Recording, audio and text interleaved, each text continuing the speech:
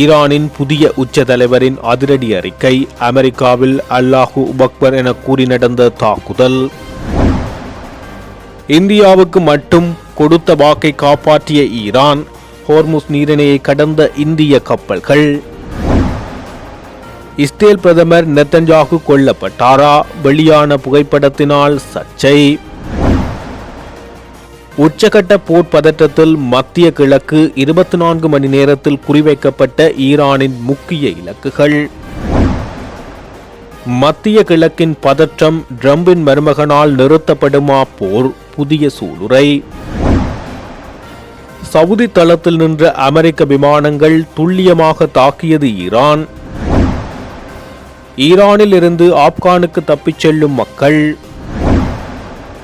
அயல் நாடுகள் மீது தாக்குதல் நடத்த வேண்டாம், ஈரானிடம் ஹமாஸ் கோரிக்கை. எண்ணெய் தட்டுப்பாட்டை குறைக்க ட்ரம்ப் எடுத்த அதிரடி முடிவு. விலைகள் குறையும் வாய்ப்பு. புதிய உச்ச தலைவர் முஸ்தபா கமேனிக்கு எதிரான படுகொலை முயற்சி. ஈரான் கடும் எச்சரிக்கை. அமெரிக்கா ஈரானில் மிக கடுமையான தாக்குதல்கள் நடாத்திக் கொண்டிருக்க ஈரான் பதிலடி தரும் நடவடிக்கையில் இறங்கியுள்ளது. தாக்குதல்கள் ஆரம்பித்த நாளிலிருந்து மட்டும் 4 பாரிய தாக்குதல் சம்பவங்கள் இடம்பெற்றுள்ளன. கடந்த 12ஆம் தேதி அமெரிக்காவில் உள்ள ஜூத வழிபாட்டு இடத்தில் 140 மாணவர்கள் உயிர் மயிரிழையில் காப்பாற்றப்பட்டுள்ளது. தாக்குதல்சாரி சம்பவ இடத்தில் கருகி உயிரிழந்துள்ளார்.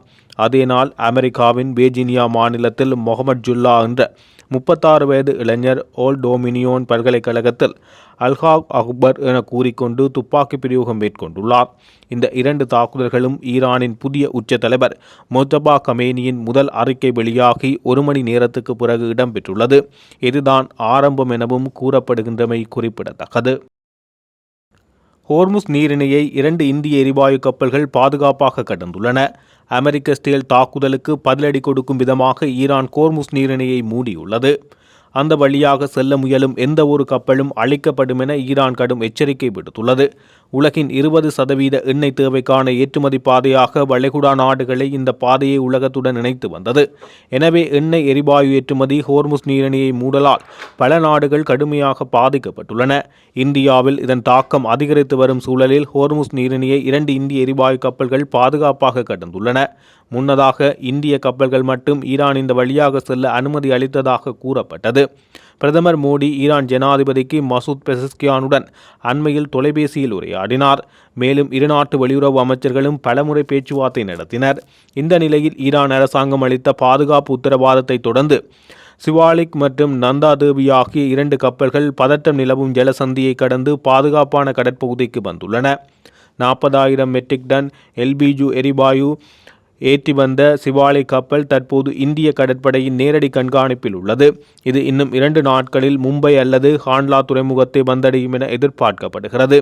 அதேபோல அதிகளவு எல்பிஜி ஏற்றி நந்தா தேவி கப்பலும் நீரிணையை வெற்றிகரமாக கடந்துவிட்டது. முன்னதாக கேப்டன் மற்றும் மாலுமிகள் உயிரை பணயம் வைத்து மற்றொரு இந்திய எண்ணெய் கப்பல் ஏற்கனவே ஹோர்முஸ் நீரிணையை கடந்து மும்பை வந்தடைந்தமை குறிப்பிடத்தக்கது. இஸ்ரேல் பிரதமர் பெஞ்சமின் நெத்தன்யாகு தாக்குதலில் காயமடைந்து கொல்லப்பட்டு விட்டார் என்று மத்திய கிழக்கு பகுதியில் தகவல்கள் பரவி பெரும் சர்ச்சை ஏற்படுத்தியுள்ளது.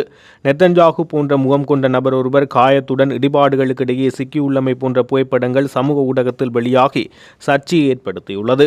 ஈரான் மீது இஸ்ரேலும் அமெரிக்காவும் தாக்குதல் நடத்தி வரும் சூழலில் ஈரானும் பதிலடி கொடுத்து வருகிறது. இந்த நிலையில் அவர் மீது நடாத்தப்பட்ட தாக்குதலில் அவர் கொல்லப்பட்டார் என்றும் இதுவே அவருடைய கடைசி புகைப்படம் என்றும் பலர் கூறுகின்றனர். எனினும் இது ஏஐஏ உதவியுடன் தயாரிக்கப்பட்ட காட்சியாக இருக்கலாம் அல்லது டிஜிட்டல் உதவியுடன் வடிவமைக்கப்பட்ட ஒன்றாக இருக்கக்கூடும் என்று தாக்குதலில் நெத்தன்யாகு காயமடைந்ததற்கான தகவல் எதுவும் வெளியாகவில்லை என கூறப்படுகிறது.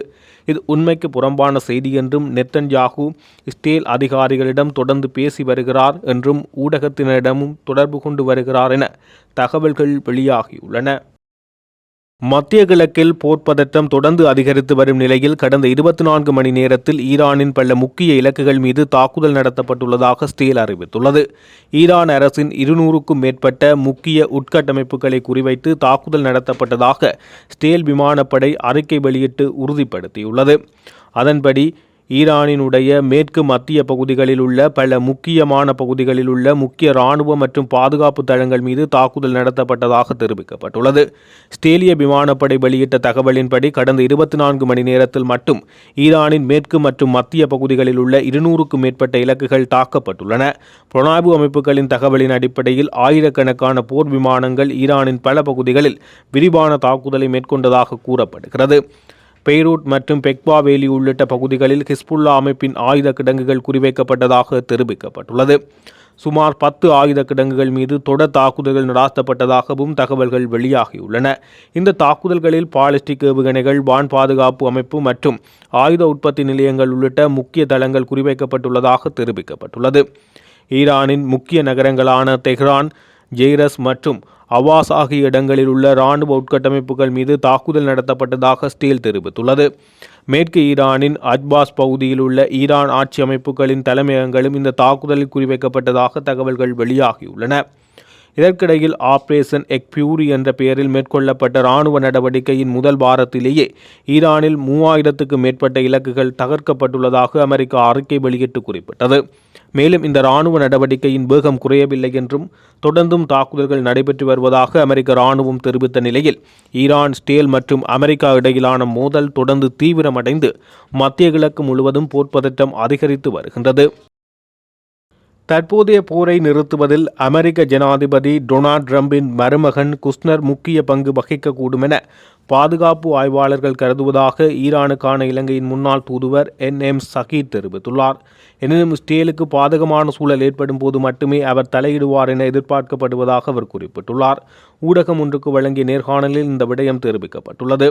யுத்த காலங்களில் ஈரானிய மற்றும் ரஷ்ய பிரதிநிதிகள் அடிக்கடி சந்தித்துக் கொள்கின்றனர். இரு நாடுகளுக்கும் இடையே இரகசியமான பாதுகாப்பு ஒப்பந்தம் ஒன்று இருக்கலாம். உக்ரைன் போரில் ஈரானிய ஏவுகணைகள் பயன்படுத்தப்படுவதும் தற்போது உக்ரைன் அமெரிக்காவுக்கு ஆதரவாக ஈரானிய தாக்குதல்களை முறியடிக்க உதவுவதும் இந்த போரை ஒரு சிக்கலான உலகளாவிய மோதலாக மாற்றியுள்ளது. தற்போதைய இக்கட்டான சூழலிலும் இந்தியாவின் ராஜதந்திரம் பாரிய வெற்றியை பெற்றுள்ளதாக கருதப்படுகிறது.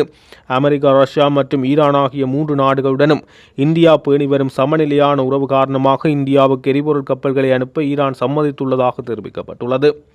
இந்தியாவுக்கு எண்ணெய் கிடைக்குமானால் அதன் மூலம் இலங்கைக்கும் அந்த பலன் கிடைக்க வாய்ப்புள்ளது என தெரிவிக்கப்பட்டுள்ளது. அத்துடன் தற்போதைய போரை நிறுத்துவதில் அமெரிக்க ஜனாதிபதி ட்ரம்பின் மருமகன் குஷ்னர் முக்கிய பங்கு வகிப்பார் என தெரிவிக்கப்பட்டுள்ளது. ஈராக்கில் உள்ள அமெரிக்க தூதரக வளாகத்தில் உள்ள ஹெலிகாப்டர் தளத்தில் ஏவுகணை தாக்குதல் இடம்பெற்றுள்ளது.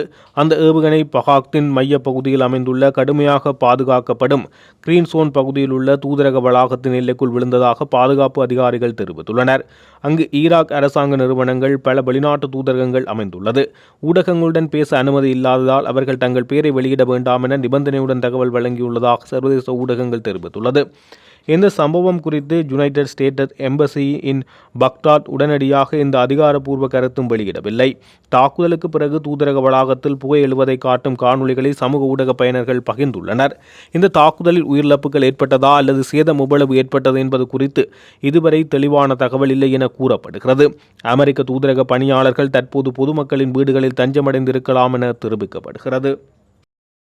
சவுதி தளத்தில் நின்ற அமெரிக்காவின் 5 எரிபொருள் நிரப்பு விமானங்கள் ஈரானின் ஏவுகணை தாக்குதலில் சேதமடைந்துள்ளதாக வால் ஸ்ட்ரீட் ஜேர்னல் நேற்று வெள்ளிக்கிழமை தெரிவித்துள்ளது. 2 அமெரிக்க அதிகாரிகள் மேற்கோட்காட்டி இந்த செய்தி வெளியிடப்பட்டுள்ளது. இதன்படி சவுதி அரேபியாவில் உள்ள பிரின்ஸ் சுல்தான் விமான தளத்தில் 5 அமெரிக்க விமானப்படை எரிபொருள் நிரப்பும் வாகனங்கள் தரைத்து நின்ற வேளை ஈரான் நடாத்திய ஏவுகணை தாக்குதலில் அவை சேதமடைந்துள்ளது. ஆனால் முழுமையாக அழிக்கப்படவில்லை. மேலும் அவை சரி செய்யப்பட்டு வருகின்றது என வால் ஸ்ட்ரீட் ஜேர்னல் கூறியது. தாக்குதலில் யாரும் கொல்லப்படவில்லை எனவும் தெரிவிக்கப்பட்டுள்ளது.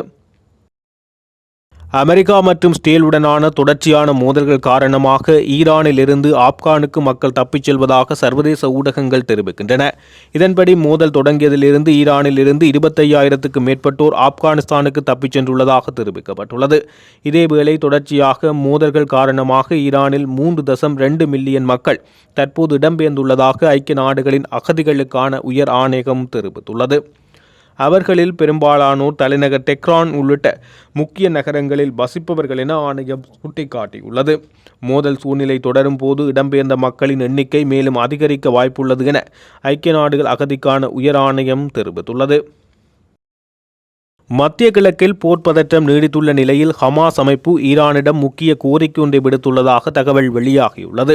அதன்படி அண்டை நாடுகள் மீது தாக்குதல் நடத்துவதை தவிர்க்குமாறு ஈரானை கேட்டுக் கொண்டுள்ளதாக சர்வதேச ஊடகங்கள் செய்தி வெளியிட்டுள்ளன. அத்துடன் அமெரிக்கா மற்றும் ஆஸ்திரேலிய ஆக்கிரமிப்புக்கு எதிராக சர்வதேச சட்டங்களுக்கு உட்பட்டு பதிலடி கொடுக்கும் உரிமை ஈரானுக்கு உண்டு என்பதை அங்கீகரிப்பதாக ஹமாஸ் அமைப்பு தெரிவித்துள்ளது. இது தொடர்பாக ஹமாஸ் விடுத்துள்ள அறிக்கையில் அமெரிக்க ஆஸ்திரேலிய ஆக்கிரமிப்புகளை தடுக்க பிராந்தியத்தில் அனைத்து நாடுகளும் ஒத்துழைக்க வேண்டும்.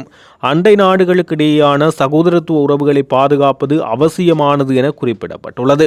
ஈரான் தனது எண்ணெய் வளங்கள் மீதான தாக்குதலுக்கு பதிலடியாக அமெரிக்காவுடன் ஒத்துழைக்கும் பிராந்திய நாடுகளின் பலுசக்தி நிலையங்களை தாக்குவோம் என எச்சரித்த பின்னணியில் ஹமாஸின் இந்த அறிக்கை வெளியாகியுள்ளதாக குறிப்பிடப்பட்டுள்ளது.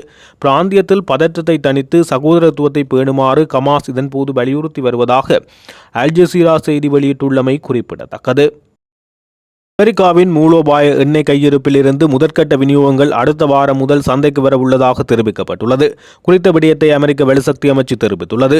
ஈரான் மீதான அமெரிக்க மற்றும் ஆஸ்திரேலிய போர் காரணமாக ஏற்பட்டுள்ள உலகளாவிய எண்ணெய் தட்டுப்பாட்டை நிவர்த்தி செய்யும் நோக்கில் இந்த நடவடிக்கை எடுக்கப்பட்டுள்ளது. இதன் அடிப்படையில் சர்வதேச வெளிசக்தி முகாமையின் ஒருங்கிணைந்த திட்டத்தின் கீழ் 400 மில்லியன் கொள்கலன் எண்ணெய் விடுவிக்க தீர்மானிக்கப்பட்டுள்ளதாக தெரிவிக்கப்பட்டுள்ளது. இதன் ஒரு பகுதியாக 172 மில்லியன் கொள்கலன் மசகு எண்ணெய் சந்தைக்கு விடுவிக்குமாறு அமெரிக்க ஜனாதிபதி டொனால்ட் ட்ரம்ப் தலைமையிலான நிர்வாகம் உத்தரவிட்டுள்ளது. அடுத்த 4 மாத காலப்பகுதியில் இந்த எண்ணெய் கையிருப்பு படிப்படியாக விடுவிக்கப்பட உள்ளது.